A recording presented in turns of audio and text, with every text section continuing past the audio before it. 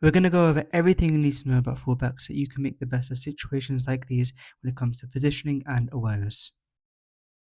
Okay, so the first thing we're going to talk about, the first sign of a good fullback is positional awareness. So what we have to realize is two fullbacks, right? And so at a given moment, the responsibilities of one fullback might be different than another fullback.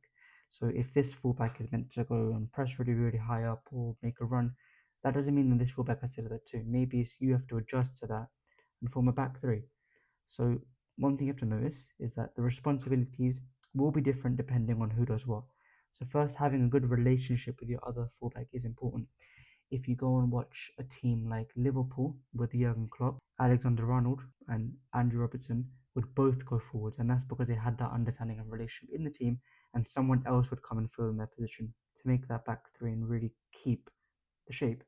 But in different teams, you might be the one to go forward as a right back, and your left back has to come and cover you. So that's the first thing you need to understand is that creating and filling space. So if one fullback goes forward, yes, you might be able to go forward if your team plays like that, but it could also mean you have to come and shift in and form that back three. So this is a situation where the two wing backs are quite high. So one of them puts a cross into the box, and then the other one is there to collect the rebound for another shot from the edge of the box. So they are quite high in comparison to other examples that we're going to go over in the video. So now we're going to get into build up, and this is where it will become important. So if you watch football on the TV, something you're going to notice is that these right backs and left backs like to come into midfield, and that means that the other one has to maybe form back three. So the right back comes into the midfield, forming like a four box midfield in the middle, and then the left back stays and forms a back three to have a nice way we can play out the back. We have a bit of sort of dominance. It's like a 5v3 and like a 4v3 in here. Right, so that as a fullback is something you can do. You can come into the middle of the pitch and during build up to give your team more options. It doesn't mean you have to stay here all the time. Just because you are a right back doesn't mean that this is the only zone you can stay in.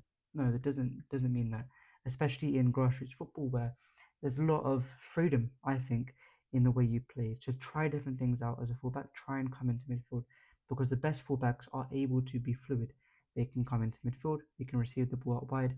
They can receive the ball in the attacking phase of play and do something as well. So if we're talking about build up, centre back has the ball, for example. Let's say they're pressing very, very well. Okay, and you're not really going to do anything here. One thing you can do is start making that run inside. Okay, maybe this guy changes the way he presses. Okay, and obviously they're still pressing very, very well. And let's say the play develops a bit more. The left back comes inside to form a back three, so you're still protecting the ball. And now you find yourself in a position where maybe you've made it easier for your team to play out because now there's not just one option. That's quite hard. But now there's two options, and that allows you to maybe receive the ball in this area and do something. The best fullbacks are able to recognize situations when they can go into midfield, receive the ball, and progress. And on the other side, if we notice on this fullback, you have to notice when your partner comes into the midfield, you can't stay out wide here because if we lose the ball, that's like a 4v2. So you have to come and shift over. So one of the most common practices that I've seen when I've been coached or have coached is like a sometimes people call it like a Nike tick, but for that back four, it's about shifting. Right, so the line's not going to stay the same, but you have to understand that as a fullback, how you have to shift. So if we're talking about off the ball now, sometimes this person's going to go up, this person has to cover. Right, it's all about that sort of string that you guys are with. So in the same way, when you have the ball, if you come inside, you're obviously not going to form a string like this, but it's about balance, keeping that balance. So if your right back comes in, the left back has to shift over, forming a nice balance. So the next thing in terms of positional awareness is understanding width and having a relationship with your winger. So in this phase of play, we spoke about having that relationship with your other fullback and your centre back so that you understand how to interact with the space. But now we've moved on to a different phase of the play. So if we can just imagine at the beginning, we're talking about the defensive third. Now we're sort of talking about this middle third of the pitch where the game has changed now. We're not trying to get out of the back, we're trying to sustain possession. Okay, so we're trying to sustain possession now. It's important people in your team are now different. It's more about your wingers. And so something you have to understand is that you can't both stay out wide, for example, because that allows these guys to defend very, very well. If you get the ball, your passing angle isn't very good because just a very straight pass, they can get cut out easily. So it's about understanding how do I move in response to my winger. Sometimes your winger might come inside a lot. And if you also just come inside, that means that you have a lot of space out wide where your team not doing anything. You've closed the pitch. So that means that maybe you have to be wide. So you can be an option, now you've got all this space to work with. But if your winger is coming out wide, then there's no point of you coming out wide as well, because that makes it easier for them to defend. It's a straight pass, he can just stand in front and that's not going to do anything. These guys can just shift over, close that pass over. So that means as a left back, you have to come inside and become more of an option instead of just standing in a straight line next to him. So it's about balancing that relationship with your winger. It also means being able to be an option. So in terms of position, this is where we're going to have sustained possession of the ball. So it means if the ball is coming to you, can you create space for yourself and look for those passes inside? If the ball's going away from you, can you maybe tuck in so that if you lose the ball, you're not in a difficult situation. If you're still thinking that okay, the ball's going to come to me even when the ball's over here and you're standing out wide, or if you lose the ball, all of a sudden there's so much space. So it's about noticing when do I tuck in and when do I open up if I've got a bit more space. Now we're going to talk about the most exciting movements for a fullback, or the position of a fullback, which is in the attacking phase. Now we are in sort of the final third. Now we are talking about scoring goals. So the two main movements that a fullback can do is something called an overlap and an underlap. And now this again goes to the relationship with your winger. It's good to have a good relation with your winger. So an overlap is when the winger is maybe inside the pitch a little bit more, and there's space in this channel where you have to make a run. And what this does is causes a bit of confusion, because does this defender follow you, creating space for the winger, or does this defender stay very tight to the winger, leaving you space to run into where you can get a pass and maybe cross it in? So that is what an overlap is. It creates like a 2v1 with your winger, which is very, very useful. If you watch a game, you're going to see an overlap maybe 10 to 15 times in a game, because it's so common and so important. The other movement is more like an underlap. So if this person starts out wide, okay, the space is no longer running around. That's not really going to be effective. This time the space is running inside. Again, does this defender then follow you, which leaves space for this defender to maybe, or this winger to maybe go past and put a cross in? Or does this defender stay, leaving you space to run in and cross the ball? So underlaps and overlaps are very, very easy to understand and very, very easy to do in games, because it's just about how can you understand the space and timing. So in this situation, if I were to tell you, do an underlap or an overlap, which one would you pick? I think it would be more sensible to do an overlap, because if you're doing an underlap, you're crowding the space. So an overlap allows you to get the ball and get this guy a bit of confusion. In this situation, it would be more optimal to do an underlap, because there's more space here. So those are the types of movements that are important in the attacking third. Now the last thing in terms of positioning that I want to talk about is the relationship with sort of rotations. So if you play at a little bit of a higher level, something that might happen is that you might switch into midfield, whereas your attacking midfielder might come out wide, or you might go out wide, the winger might come inside. So this type of triangle. So if you watch Arsenal, especially with Odegaard, Ben White, and Saka, these three have a triangle. So you have relationships in the final third, because that means that okay, you can understand if I run here, that leaves you space to come in, and then if the ball progresses, then I can come back here. Maybe this guy doesn't notice, receive the ball, then play a pass. Or if I'm in this position, maybe I make a run and then I cross it in. So it's all about building those types of relationships. So I'm going to quickly just give a 30-second reel of what I just said. So the first phase of play, we have to understand when to come inside to create overloads, or when to shift in to give a bit of balance. In the second phase of play, again, it's about maintaining width or coming a bit inside so that you're not on the same line as your winger, because this gives you a passing option and also helps to keep a bit of balance out wide. And also, you have to maintain the idea of balance. If your left back goes really, really high up and causes the defenders to shift, there's no value of you being over here. You have to come in and protect your team even when you have the ball, because if you lose the ball, they can play that pass into that channel. You need to be there to protect them. And finally, in the attacking third, we learned about overlaps and we learned about underlaps, which are areas that can make things like little 2v1s and leave this defender with a bit of confusion. And sometimes even when this is a 2v2, which is very common if you're defending if you're attacking against a really good team, they might do a 2v2 where they know you're going to make that run. Even then, you can buy a bit of time, because in the time where these guys have to figure that situation out, that might just buy a little bit of time for this winger to cut inside and put a cross in. So now out of those things, I just want to quickly just highlight the defensive stuff again. So it really is important for that balance to understand that when you have the ball, you still have to think about what happens when you lose the ball, because as a defender, Yes, you are trying to attack, but you might have to just remember, okay, we might lose the ball here.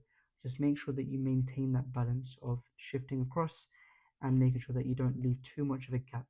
Because if we sort of go into the situation, right? I've made a video a couple months ago about half spaces. Now, the half space is a zone on the pitch, but really what I just want to think about is that space between the right back and the centre back. And teams that are good will try and attack that space because that is quite difficult to manage. So when you are positionally sort of aware, you are able to have a constant communication with your centre back to manage that space. So if there's like an overload, you don't want to be very, very wide. You want to be nice and tight so that minimizes the space. So this team has to go around you. And you prefer that they're not going to come through here, they can go around us, or we can shift and get other players back. So that is also important, maintaining that space with your centre back. So if you watch like Van Dijk and Trent, they're always communicating, or they were communicating. Now Trent's gone.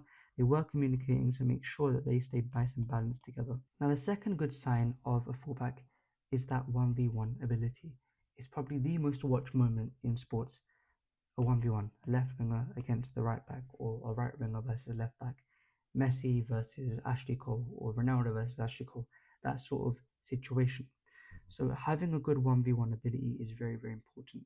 And I'm just going to go over a couple principles to keep in mind when you are defending 1 versus 1 to give you the best chance. And now the first thing I'd like to tell you about 1v1s is that yes, you want to win the ball. But sometimes you are placed in situations where that winger is so good that you might not even be able to get the ball in that situation. They might just be in a very, very good situation where they started well, they have a good pace, they managed to drop the shoulder a couple of times, and they're going away.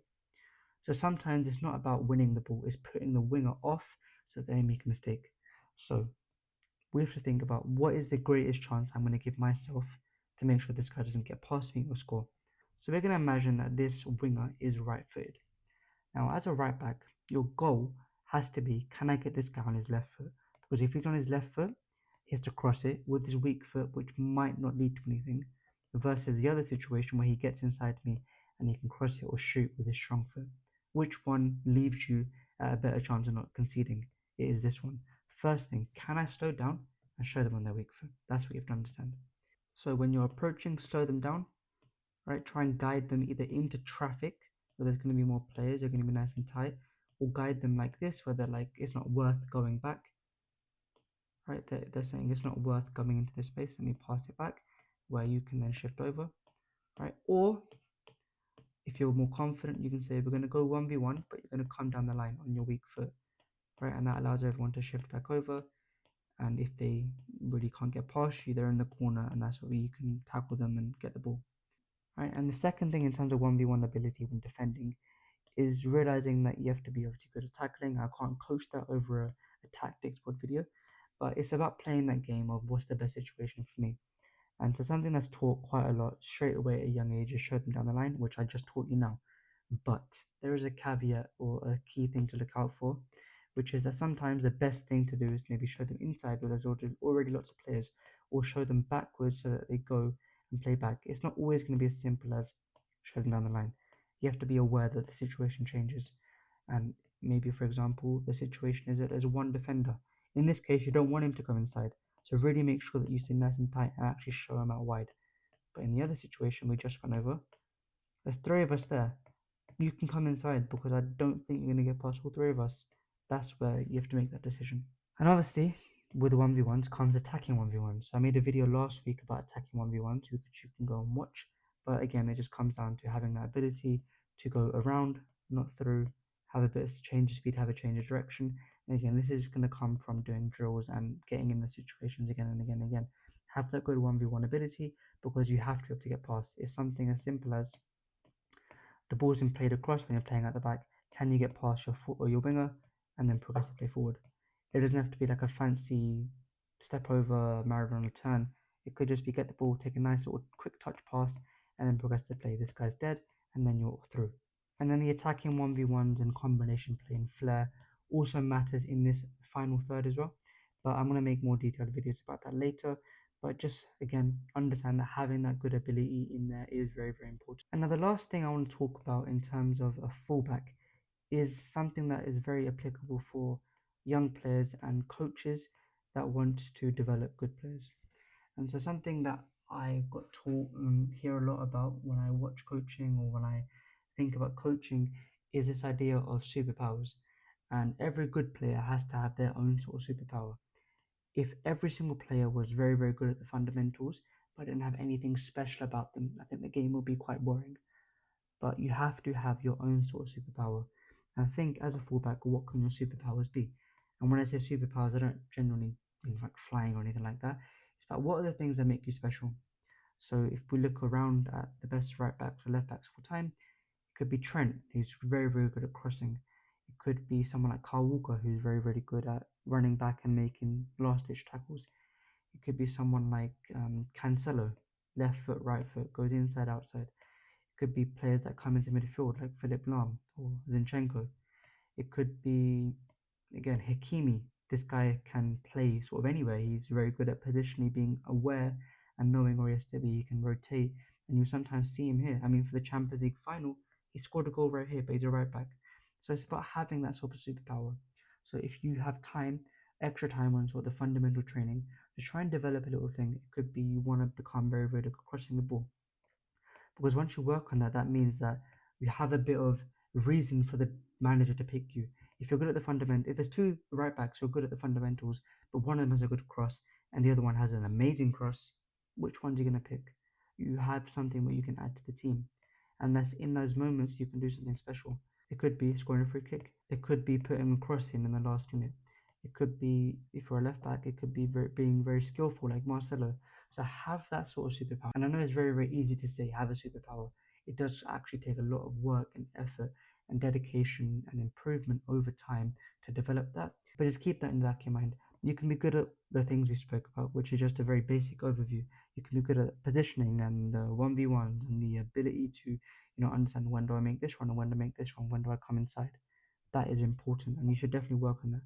But in the extra time, sort of at home or away after training, before training, try and develop that little superpower, that thing that makes you special. So if you go and like listen to things about David Beckham, he says that he'd love to just practice hitting that ball, getting the understanding of what spin to put on it or something like that. So try and work on that. And so that is it for this week's video. We're gonna have a couple videos coming up about different positions like wingers and strikers we've already gone over, maybe centre backs. So if you have any suggestions in the comments, leave it down below, and we'll see you next week.